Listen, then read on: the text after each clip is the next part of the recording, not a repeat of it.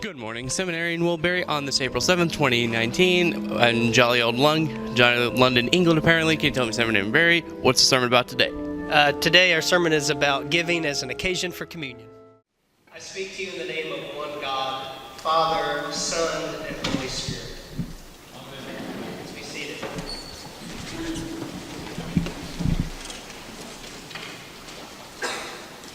This morning I want to talk about giving. Now, we don't have a capital campaign going on right now, and I know I'm just a seminarian. But Lent offers us a chance to reflect more deeply on how we offer ourselves to God and how God offers himself to us. It gives us a chance to reflect on our simplest practices of faith. And it gives us a chance to prayerfully discern how our lives are shaped by the God who enlightens and enlivens them. Through this morning's gospel, God is inviting us to explore the question, what does it mean to give? And why do we do it? This morning's gospel from John equips us with a powerful image of what giving looks like. Mary offers the best that she has to Jesus, a pint of the most expensive perfume saved for the day of his burial, and she anoints his feet with it. Then she kneels down and uses her own hair to dry off his feet in an act of complete and utter intimacy. When Judas objects, saying that that ointment could have been used as profit to be sold and given to the poor, Jesus rebukes him and says that the poor will always be with them, but that he will only be with them for a little while longer. John's gospel tells us that Judas objected not because of the love of the poor, but because he was a thief, because he helped himself to some of the money from the common purse. Even if he was a thief, I could still sympathize with his criticism. Because that perfume really could have been sold and the proceeds given to those who needed it. Especially if it was worth, as some commentaries have suggested, almost a year's wages. So someone with a concern for social justice, I'm ready to get behind Judas. It seems like this gift that Mary is giving to Jesus is so lavish.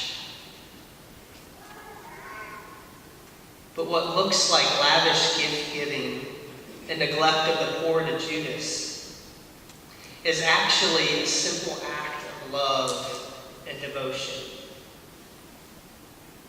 Mary takes the best thing that she has and she offers it to Jesus, the one who raised her brother Lazarus from the dead.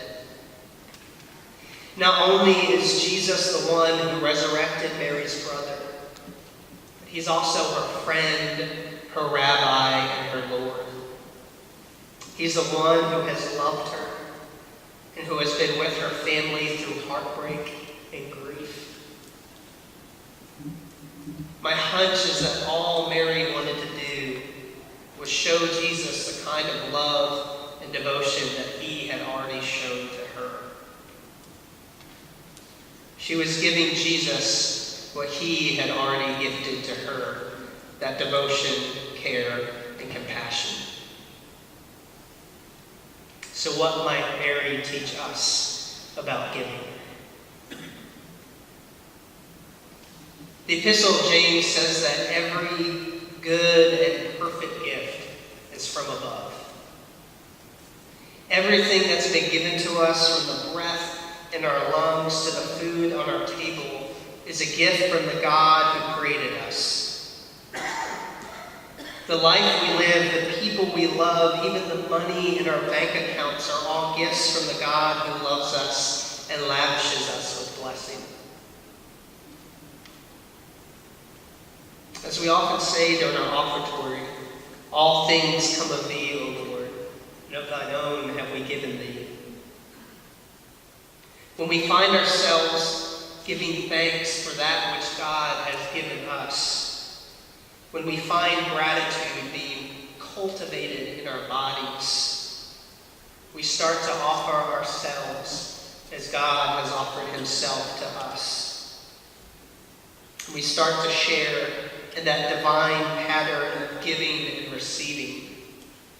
And through it, we're drawn closer to God and to one another, into communion, into Eucharist.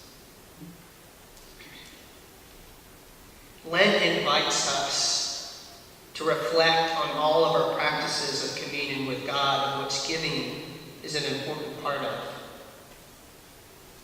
I want to invite us to reflect more deeply on this as we discern together what it means to give not only our time, talents, and treasures, but also our lives. I want to invite us to consider what it looks like to offer ourselves to God and to our neighbor, to give ourselves freely as Christ did for the life of the world. Now, obviously, money isn't the only way that we can participate in this pattern of self-giving and offering. But I want to use the offering of our financial resources in the context of this Eucharist this morning to highlight the self-giving pattern that we enact every Sunday when we gather together at this table.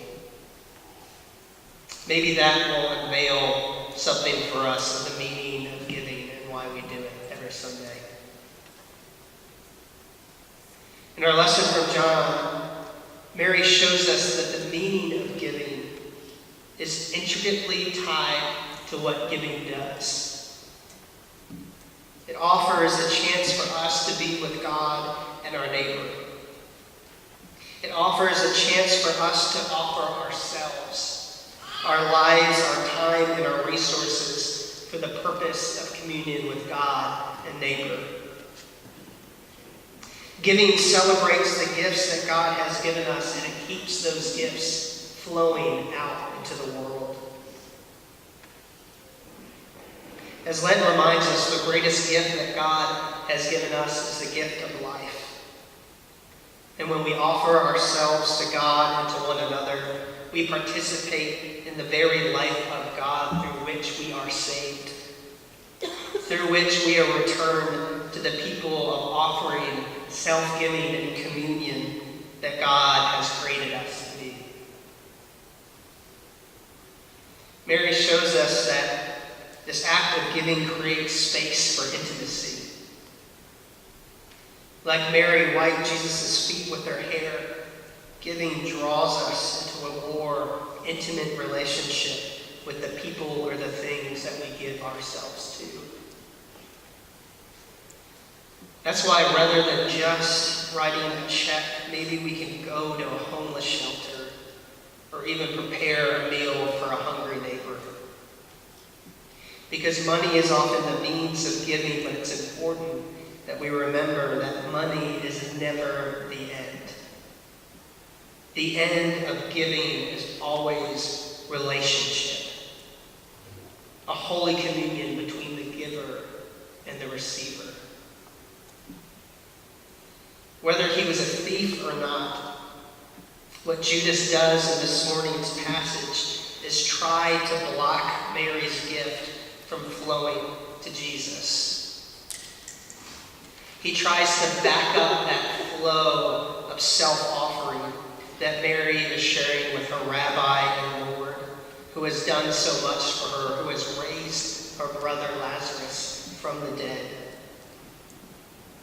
Judas tries to stop that communion from happening. And if there's one thing we might learn from his actions, it's that we should never try to stop someone from giving to God what they feel their spirit leading them to give. This doesn't just have to do with money or things that we can assign numerical value to. It has to do with the ways that we offer ourselves to God and to one another that might not always look like what we expect them to or what we think they should look like. Because our call is not to place judgments on other people's gifts, but to see our own lives transformed by other people's giving. In that vein, this morning I want to invite us to do a small experiment. As the plate comes around, don't watch what people do or don't put in it, but watch how it comes in contact with all of us, physically or just visually. Think about how many hands have put something in that plate over the years. Think of how it connects us with all of them. And then watch as that plate gets brought up and it sits on the table with the bread and the wine that gets offered to us. Watch as it gets lifted up with the elements, consecrated and blessed for the life of the church and for the life of the world. And see, hopefully, what the church does in the coming days with the resources that have been invested in it, with the lives, gifts, talents, and treasures that you have offered to this place, to this people, and to our God. Despite what some folks may think, our tithes and our offerings are not dues that we pay to be in church. There is nothing transactional about the Eucharist. This is not a members-only club for those who pay their dues. When we give, we're simply being invited to take a chance for us to be in deeper relationship with God and with one another as we become the kind of people that God has called us to be, of offering and communion. What Mary teaches us this morning is that gratitude and offering in all of its forms can become occasions for this communion. Communion with God and communion with one another. When we allow ourselves to be drawn into that divine economy of consecrated giving, we find ourselves face to face with the one who loves us and who has offered himself to us so that we might live abundantly in the world. May that abundance rest on us as we finish our Lenten journey together and look towards a coming season of joy and thanksgiving. All things come of thee, O Lord, and of thine own have we given thee.